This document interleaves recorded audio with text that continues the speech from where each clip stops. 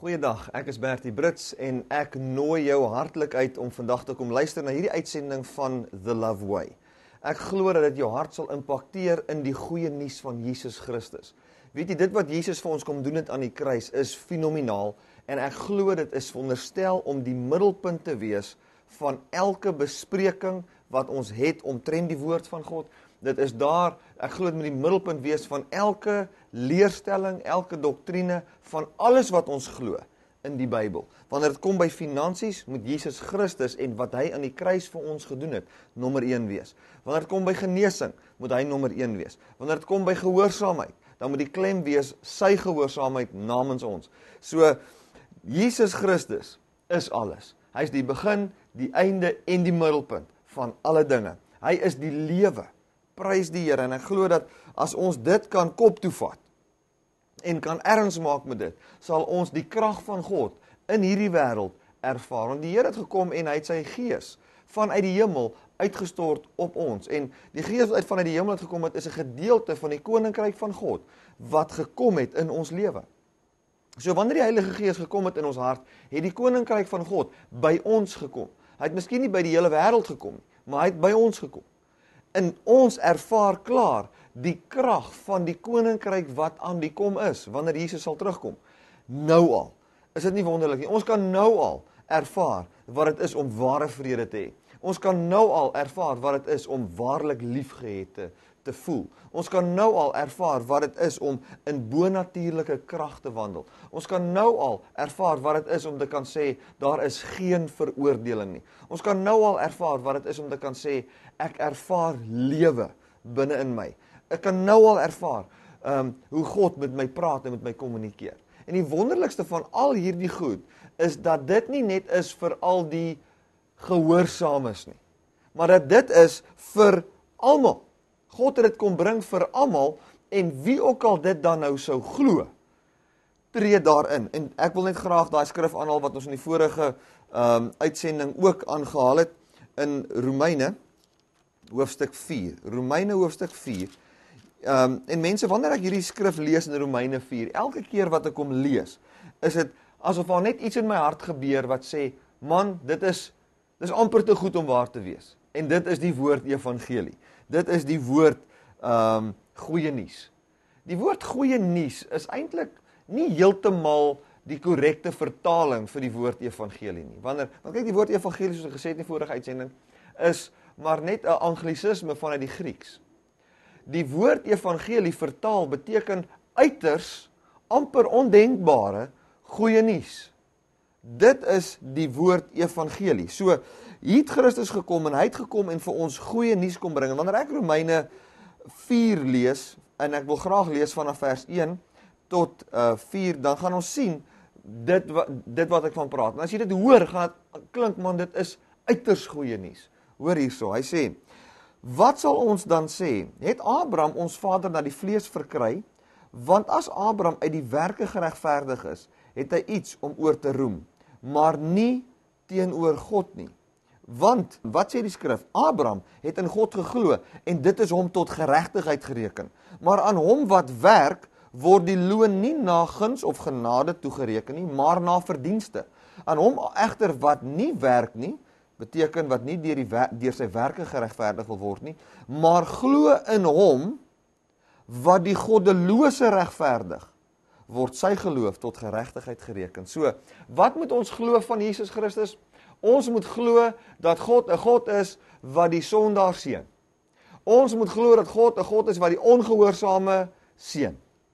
Wanneer ons dit glo, word ons geloof ons toegereken as geregtigheid. Hoekom moet ons dit glo? Ons moet glo, jy is die ongehoorsame, jy is die sondaar, en God seën jou vry van die goeie dinge wat jy doen. Vry van die sondes wat jy gedoen het. Daarvolgens seën hy jou. Dit is geloof.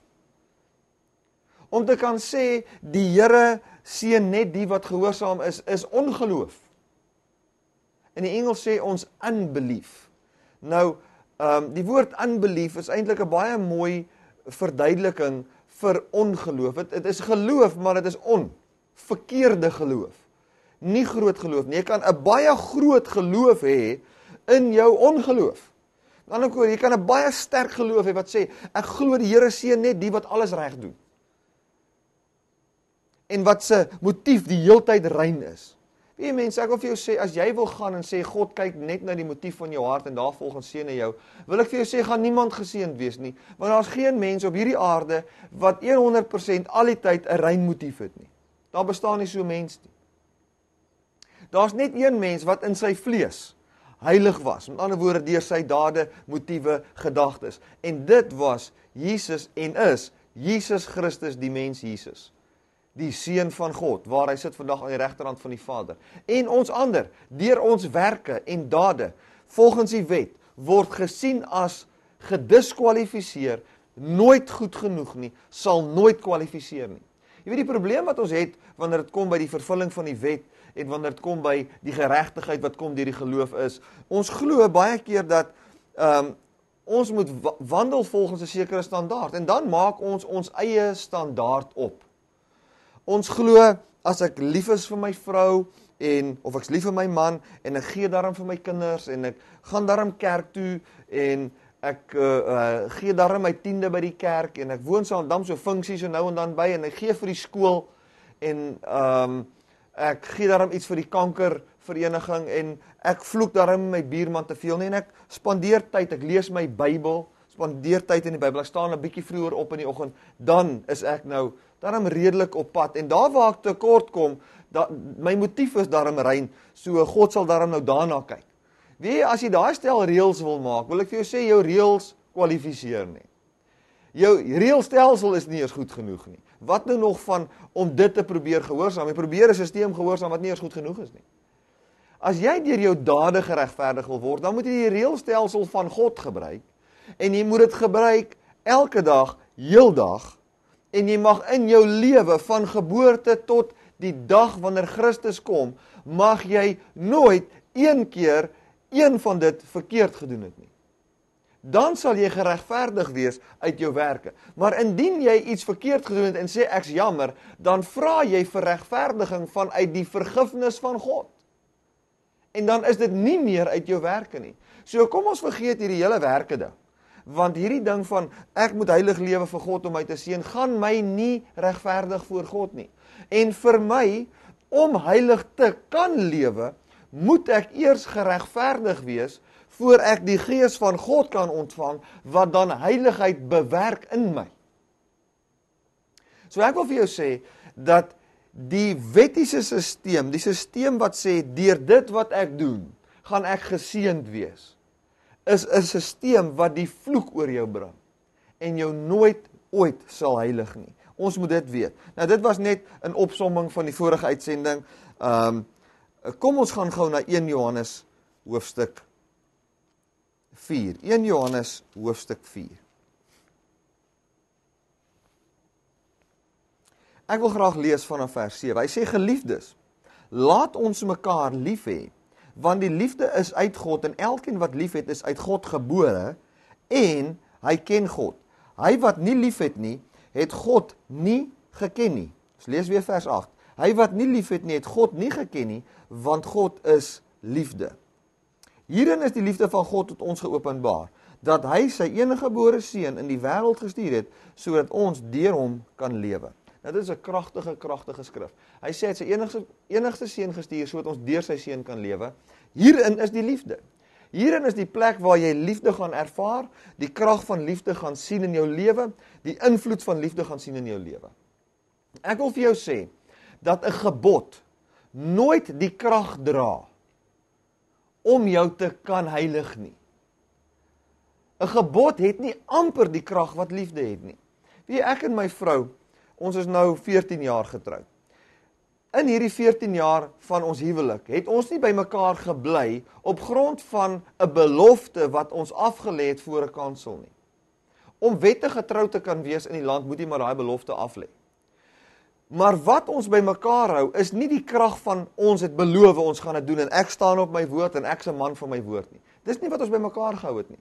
Daar was 'n sterker krag wat ons by mekaar hou, en dit is liefde. Liefde hou ons by mekaar. As jy self net kan indink, dink net daar was geen liefde, of vat jou huwelik, daar's geen liefde tussen jou en jou vrou nie, niks nie.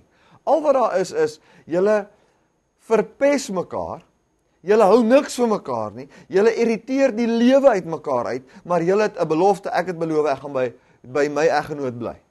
Weet, dit gaan baie moeilik wees, en dit gaan 'n baie spesiale persoon met 'n onsaglike sterk wilskrag verg, om dan by mekaar te bly. Die rede hoekom julle by mekaar sal bly, sal vir ander redes wees. Dit is amper soos die ou oom en die ou tannie, wat in die skeihof staan. Die ou oom is 105, en die tannie is 103. En die regter vra sê, maar oom, hoekom wil julle nou skei? Toe sê hy, nee, ons wou al lank al geskei het, ons wou al 40 jaar terug geskei het, maar ons het maar gewag tot die kinders dood is. So daar's baie keer ander redes hoekom mense by mekaar bly. Die ware krag wat maak dat ons in heiligheid en in reinheid voor God wandel, is die krag van sy liefde wat is, dat hy dit so geplaas het in die spesiale verbond daar geplaas het, of testament daar geplaas, dat ons deur die gehoorsaamheid van Christus kan lewe, en nie ons eie gehoorsaamheid nie. So, dit is die goeie nuus van Jesus Christus. Dit is so eenvoudig en kragtig as wat dit kan wees in daai liefde. En wat hy hierso sê, is hy sê, hier in vers 7, vers 8, hy wat nie lief het nie, het God nie geken nie, want God is liefde. Die mate waarin jy God ken as 'n God van liefde, en dan definieer ons liefde, liefde is hierin, dat hy sy seun gegee het, dat ons deur sy seun kan lewe, nie ons eie gehoorsaamheid nie, maar die gehoorsaamheid van Christus. Die mate waarin jy in daai openbaring wandel, is die mate waarin jy liefgehê word, en dit is direk eweredig gelyk aan die mate waarin jy in liefde gaan wandel teenoor jou naaste. Weet jy, ek wil vir jou so verduidelik. Sonde in jou lewe, die rede hoekom jy sondig, is nie omdat jy nou maar besluit dat ek gaan nou maar sondig nie. Dit is nie die rede nie. Die rede hoekom jy sondig is omdat jy 'n sondaar in jou vlees is, of omdat jy onder 'n wettiese stelsel staan. Dis hoekom mense sondig. So eenvoudig soos dit. Jy is nie uit God, kom ons vat 'n totale ongeredde persoon. Hy is nie uit God gebore nie. Hy het nie die gees van God nie. Hy is onder 'n stelsel wat wetties is, want die Bybel sê, die sonde vind aanleiding deur die wet. Met ander woorde, omdat ek onder die wet is, kom sonde magtig in my voor, en daarom vind ek sonde manifesteer in my lewe. So, die manifestasie van sonde in 'n persoon se lewe, is maar net 'n vrug van 'n klomp ander goed. Dit is nie, en as jy die vrug gaan probeer verander, beteken dit nie, dat jy nou heilig is nie. 'n Persoon wat bekeer van sy sonde, beteken nie dat hy is gered nie. Jy kan jou vandag bekeer van jou sonde, soveel as wat jy wil. Jy kan jou daagliks bekeer van jou sonde. Jy kan ophou met hoereerdery, jy kan ophou met egbreek, jy kan ophou met diefstal, jy kan jou belasting betaal soos wat jy moet, jy kan 'n baie heilige lewe lei, jy kan die Bybel vat, hom lees, kerk toe gaan en hel toe gaan.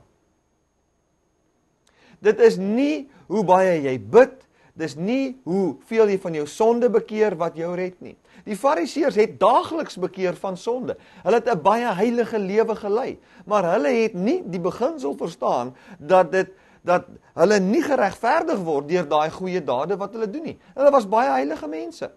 Die Fariseërs was heilig volgens die standaard van die wet, en Jesus het vir hulle gesê, julle is gebore uit Satan. So 'n baie heilige persoon in die kerk kan dalk gebore wees uit Satan en nie uit God nie. Wanneer jy uit God gebore raak, wanneer jy in die liefde van God begin wandel, is wanneer jy begin wandel in die openbaring wat sê, hierin is die liefde van God tot ons geopenbaar, dat God sy seun gegee het, in die wêreld gestuur het, sodat ons nie deur Moses of deur die wet nie, maar deur Jesus kan lewe. Hierin is die liefde, nie dat ons God lief gehad het nie, maar dat hy ons lief gehad het, en sy seun gestuur het as die versoening vir ons sondes. Amen. Prys God. Dis die goeie nuus wat Paulus gepreek het. Dis die goeie nuus wat Jesus Christus gebring het. Dit is die amper te goed om waar te wees goeie nuus. En wat ons moet doen is, ons moet dit gryp en sê, Here, miskien klink dit amper te goed om waar te wees, maar ek wil dit verstaan, want deur dit te glo en van toepassing te maak in my lewe, deur te sê, hy het namens my die 10 gebooie gehoorsaam. Hy het namens my in vergifnis gewandel. Hy het namens my gegee by die tempel, sodat ek geseënd kan wees in my finansies. Hy het namens my alles gedoen, sodat ek heilig en regverdig kan wees, en al manier hoe ek toegang het tot dit, is deur dit net te glo. Amen. Die geregtigheid van God word my toegereken, wanneer ek glo dat Christus dit vir my gedoen het. Wanneer daai geregtigheid my toegereken is, word die Heilige Gees aan my gegee, en in my uitgestort, en 'n nuwe wese vind sy geboorte in my, en dan kom heiligheid voort as 'n vrug daarvan. Ons is nie heilig omdat ons heilig leef nie, ons leef heilig omdat ons heilig is. Amen. Ons dade bepaal nie wie ons is nie. Weet jy, baie keer dan sê mense, omdat ek 'n sonde doen, is ek 'n sondaar. Dis nie waar nie. Weet jy, as ek byvoorbeeld gaan golf speel die middag, sê dit nie ek is 'n golfspeler nie. Ek dink in my lewe dat ek al 3 keer gaan golf speel. Dit beteken nie ek is 'n golfspeler nie. Ek is 'n evangelis. Dis wat ek is. Ek is 'n bedienaar van die woord van God. Dis my beroep, dis my ampt, dis wat ek doen. Halleluja. Ek is 'n Christen. Ek is 'n mens. Ek is nie 'n golfspeler nie. Maar ek het al golf gespeel. Net so, as jy ongered is, as jy van 'n totale ander geloof is, jy glo nie eers in Jesus Christus nie, jy verwerp Christus met jou wese, en jy doen 'n goeie daad, beteken dit nie jy is die geregtigheid van God nie. Net so, as jy in die geregtigheid van God is, en jy doen 'n verkeerde daad, beteken dit nie jy is nou ongeregtig nie. Ons dade kan ons nie heilig nie, en ons dade kan ons nie onheilig maak nie. Is dit nie wonderlik nie? Mense kan sê, maar Bertie, jy weet, dit kan 'n lisensie bring tot sonde. As jy dit hoor, wat ek nou vir jou sê, wil jy nou loop sondig? Of voel jy, Jesusie Here, dis regtig goed vir my? Nou as jy voel dis regtig goed vir jou, hoekom dink jy dalk jy's beter as 'n ander persoon en dink hy gaan nou gaan sondig as hy dit hoor?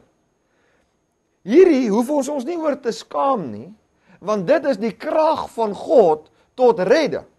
Want as ek dit preek, mag iemand dit dalk net glo in sy hele lewe verander. Halleluja. Ek het getuienis op getuienis van mense wat hierdie goeie nuus begin glo en dit verander van persoon, van persoonlikheid ontvang. Hulle persoon het verander.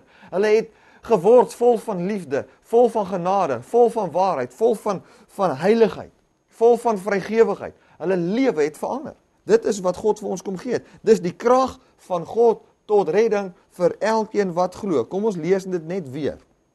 Hy sê in vers 10, hierin is die liefde, nie dat ons God liefgehad het nie, maar dat hy ons liefgehad het en sy seun gestuur het as 'n versoening vir ons sondes. Hierin is die liefde, nie dat ons God liefgehad het nie. Jy gaan nooit liefgehê voel in die mate waarin jy dink jy God moet lief hê nie. Nooit nie. As jy dink, man, ek het God lief, ek moet God lief hê. Jessie, ons moet die Here begin lief hê. Weet jy, ek wil vir jou sê, dat dit is nie die kruks van die evangelie nie. Die kruks van die evangelie gaan nie oor hoe lief jy God het nie. Die evangelie gaan nie oor hoe lief jy jou naaste moet hê nie. Die evangelie gaan nie oor hoe jy skrifte moet gehoorsaam nie. Die evangelie gaan oor hoe lief God jou het. Dis waaroor die evangelie gaan. En wanneer jy verstaan hoe lief God jou het, dan is jy in die liefde en dan sal jy ook jou naaste lief hê. Maar die fokus is nie om te kyk hoeveel ek my naaste kan lief hê nie. Die fokus van God op ons lewe is nie om te kyk hoe kan hy ons verander nie. Weet jy, ons gaan nie in 'n verhouding met God en om te kan sê, Here, ek is nou in 'n verhouding met U, verander my elke dag nie, Here. Dis nie, weet jy mense, ons het baie keer snaakse goed omtrent ons verhouding met God. Ek sal nooit getrou het met Helena as sy 'n vrou was wat gesê het, wel Bertie, ek sal nou maar uithou met jou vir nou, want ek het jou lief, maar my visie is om jou te verander. Ek sal nooit met haar trou nie, sy sou ook nooit met my getrou het nie. Die rede hoekom ons besluit ons gaan by mekaar wees, is omdat ons besef het, ons het mekaar lief net soos ons is. En na 14 jaar van huwelik sien ons hoe dit verandering in ons lewe gebring het. Is dit nie wonderlik nie? Is presies dieselfde met God. Ons moet hierdie ding van God is nie eintlik tevrede met my nie, maar hy is bereid om nou maar uit te hou en my te verander so gou as wat hy kan en kan sien, sal hy my nou maar verander. Ons moet daai ding uit ons kop uitkry, want die oomblik wanneer jy nog met daai ding wandel, is jy in 'n frustrasie in jou verhouding met God en jy het nie 'n ware verhouding met die lewende God teenoor wie hy werklik is nie. Jy is besig om 'n verhouding te bou met 'n persoon wat nie bestaan nie. Want, en dit kan 'n verskriklike aanklag wees, maar luister wat ek sê, ons bou 'n verhouding met 'n liefdevolle God wat sy seun gegee het, sodat ons deur sy seun geregverdig kan word in dit wat hy vir ons gedoen het. En ons bou 'n verhouding met 'n liefdevolle God wat vol van vergifnis, vol van vrede en vol van blydskap is teenoor ons. Hy is nie 'n God wat maar net uithou en probeer deurdruk en ag, Jesus, hierdie kan sal eendag maar regkom, maar ek sal maar uithou met hom. Nee. God het jou werklik lief. Hy het jou so lief dat hy bereid was om sy seun te gee vir jou, om te ruil vir jou. Is dit nie wonderlik nie? Die prys wat hy betaal het vir jou was sy seun. Dit is die goeie nuus van Jesus Christus. Ek wil vir elke persoon wat geluister na hierdie uitsending sê baie dankie en ek glo dat jy baat hierby en dat dit jou seën. Die Here seën jou en dankie vir alles, vir elke persoon wat teruggeskryf het, vir elke persoon wat 'n SMS gestuur het. Die Here seën jou, God se goedheid en guns rus op elke persoon. Indien jy enige gebed nodig het, indien jy enige behoefte het, kontak ons asseblief. Ons sit gereed. Ons het mense, ons het staf wat jou baie graag sal antwoord. Ek sal persoonlik ook omsien na van die SMS'e vir mense bid, mense kontak. Doen dit so. Gaan na ons webwerf toe. Kry hierdie boodskap, laai hom verniet af. Indien jy hom nie kan aflaai nie en jy wil hê ons moet hom vir jou pos, kontak ons sal hom vir jou verniet pos. Die Here seën jou. God is goed en hy's 'n God van liefde. Amen.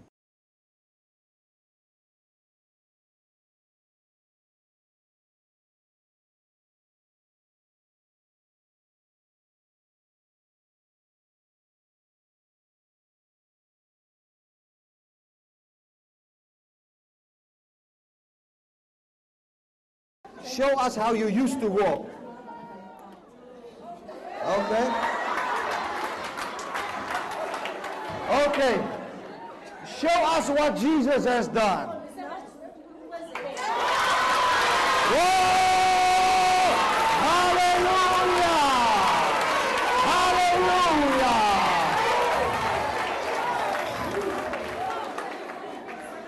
Look at the stick. Say bye-bye stick. Amen. Are you happy? I'm happy now. Hallelujah. Amen.